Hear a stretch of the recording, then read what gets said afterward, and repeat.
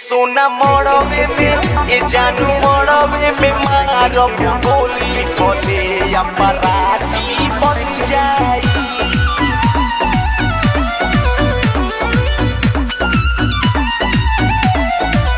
ये सोना मड़वे में ये जानू मड़वे में मारब गोली बोले अपराधी बन जाई। ए बाबू प्यार के तू चक्कर दो छोरी, तोहरा से शादी अब होई न थोड़ी। पसंद आई तो दिल में ना तो दिमाग में भी ना, मारम गोली केहू ना बोली।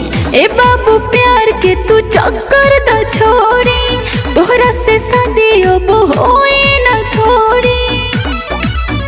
बनी दूसरा के दुल्हन हम जाए। तो सुन ए सोना मड़वे में ए जानू मड़वे में मारब गोली भले अपराधी बन जाई। ऐसे मत बोला। ए सोना मड़वे में मारब गोली भले अपराधी बन जाई। बुझले काहे ऐसे बोले तारो? ये जानू मड़वे में मारब गोली बोले अपराधी बन जाई।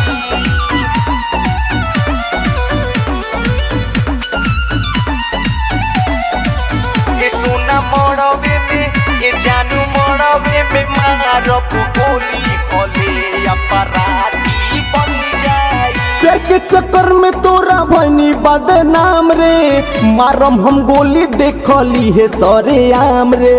ई सब कोइला से का तोहरा मिली, जाके कमाई बाद में बन जाई बदली। समझ में आवता? हमारा के मत समझा जल्दी। प्यार के चक्कर में तोरा भनी बदनाम रे, मारम हम गोली देखली है सरे आम रे। ई सब कोइला से का तोहरा मिली, जाके कमाई बाद में बन जाई बदली। मिले खातिर ससुरा से नहीं हार आई। प्लीज समझो ना बाबू। समझाऊ मत हमरा के। ए सोना मड़वे में ए जानू मड़वे में मारब गोली भले अपराधी बन जाई। ए जानू मड़वे में मारब गोली भले अपराधी बन जाई। बुझले? ये जानू मड़वे में मारब गोली बोले अपराधी बन जाई।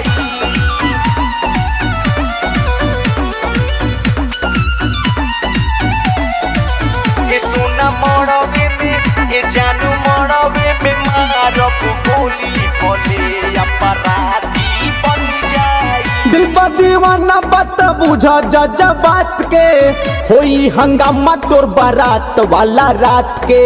ई सब को के इज्जत करब तू नास हो, भोर भोजपुरिया तनी कर बरदास हो। बात के बुझना। हम ही बुझी। समझत काहे नहीं खो? हम ना समझो। दिल बा दीवाना बात बुझा जा बात के, होई हंगामा तोर बारात वाला रात के। ई सब को के इज्जत करब तू नास हो, भोर भोजपुरिया तनी कर बरदास हो। जब कहब लकी दासी बन जाए।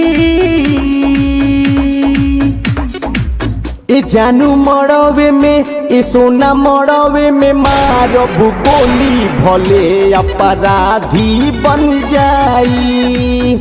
ए सोना मड़वे में मारब गोली भले अपराधी बन जाई। जेल में जाए लेकिन तोरा के लेके जाए।